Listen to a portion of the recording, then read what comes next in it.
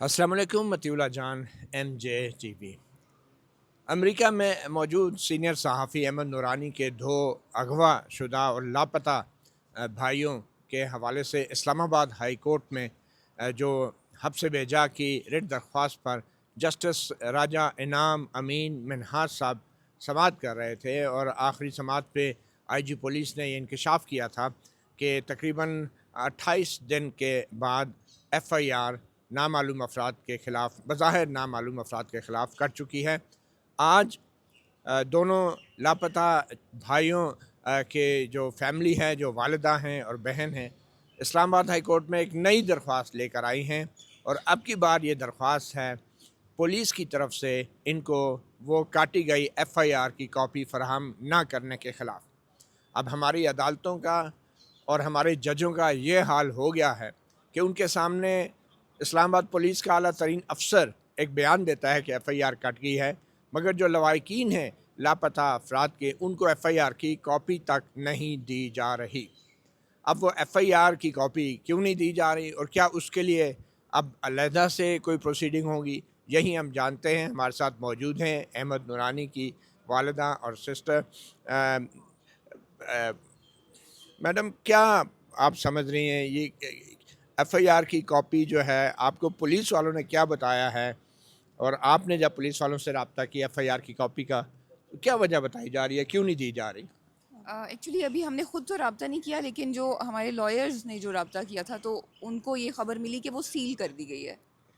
तो ये बात है कि अब वो मतलब एक हमारी जमा कराई गई मतलब दरख्वास्त पर एक FIR हुई है, जिसका जो हमारा बेसिक राइट है ना जानना कि मतलब क्या FIR में क्या का मतन क्या है, उसमें क्या कंटेंट क्या है ना, तो लेकिन वो नहीं दी गई, मतलब वो सील कर दी गई है। मतलब आपको जो आपके बेसिक राइट्स हैं ना, वो ये हमें बता रहे हैं कि वो भी आपको कानून के साथ लड़ के लेने पड़ेंगे, जो हमारा बुनियादी हक है।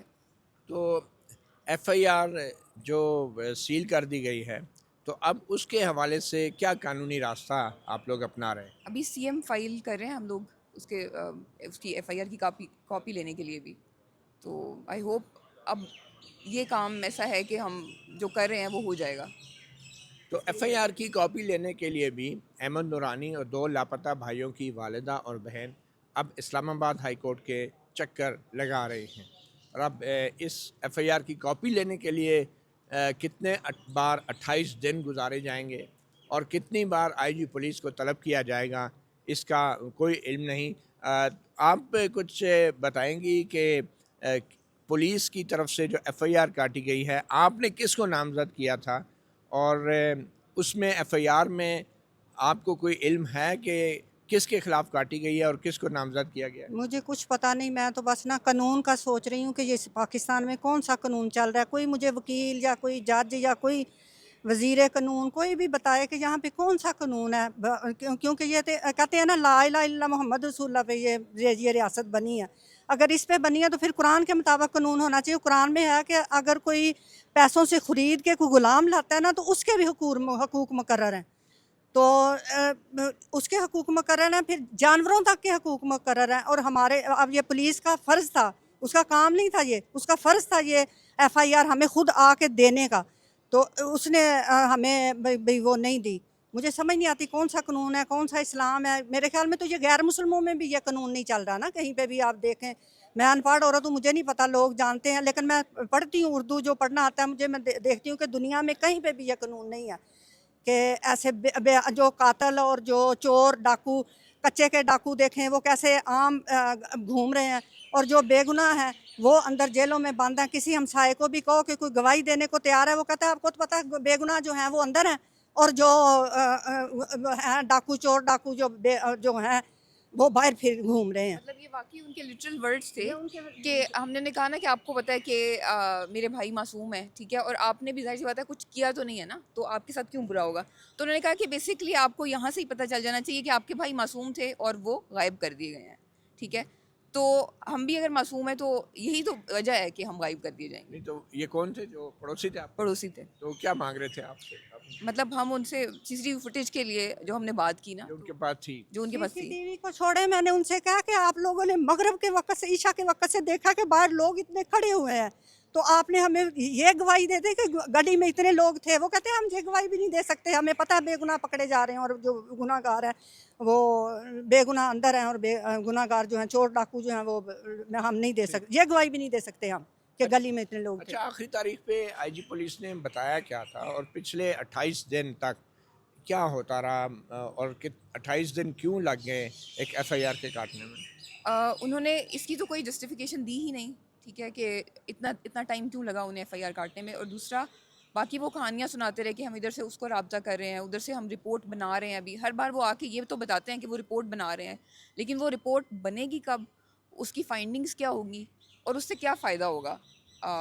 मतलब ये शायद सिर्फ वो जानते हैं, और मतलब ये बड़ा कोई सीक्रेट सा आप कुछ उनको तो छोड़ जज साहब दें, ये उनके दरमियान। जजों को देखें कि कितनी लंबी तारीख दी है। मुझे लगता है ये इंसान ही नहीं है, जानवरों से भी बदतर है ये, कि ये इतनी पूरा अप्रैल एक निकाल के 28 तारीख दे रहे हैं।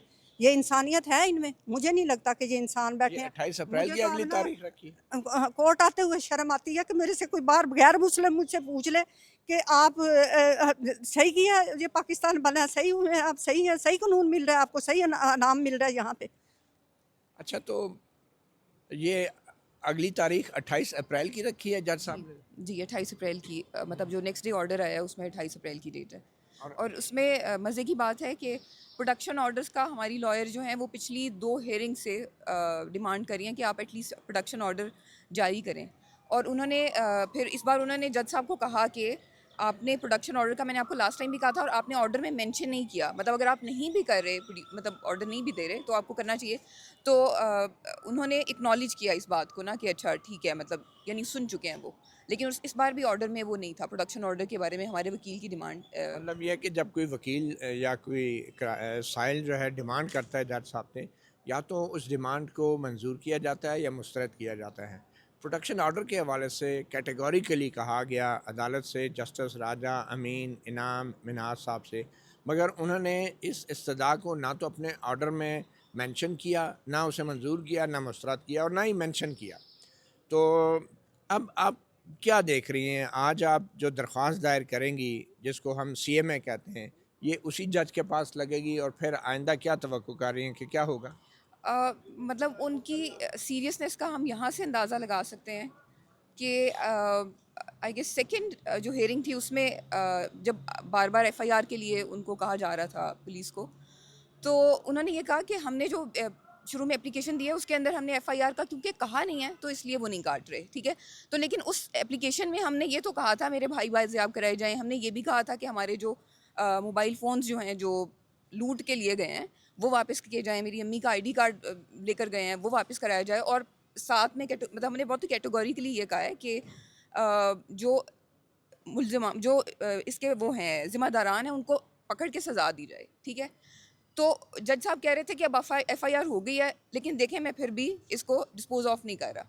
तो आप यहीं से अंदाज़ा लगा लें कि इस एप्लीकेशन का भी मतलब एक्चुअली वो एक छोटा सा विन हमें देना चाह रहे हैं, अगर देंगे तो बहुत सारी। अच्छा, ये बताएं, जब आईजी पुलिस ने जस्टिस राजा इनाम अमीन मिनाज साहब से कहा कि हमने एफआईआर काट दी है, तो जज साहब ने आईजी साहब से कहा नहीं कि एफआईआर की कॉपी आप इसी वक्त कमरा अदालत में खड़े खड़े हवाले करें?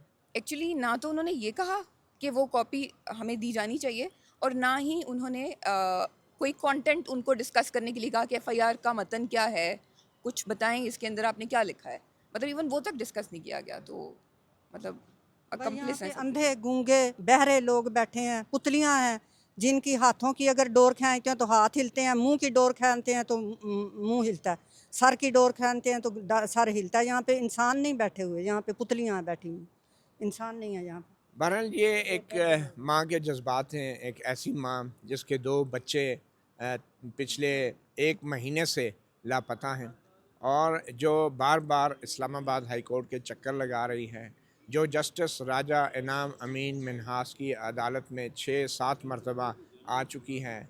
और गुज़श्ता समात पे आईजी पुलिस ने ये इंकशाफ किया, बड़ी कारकर्दगी दिखाई कि हमने एफआईआर काट दी है, मगर जज साहब मौसूफ़ को ये तौफीक नहीं हुई कि वो आईजी को कहता है कि जो एफआईआर आपने काटी है वो लवाकिन को उसकी कॉपी फ़राहम कर दें।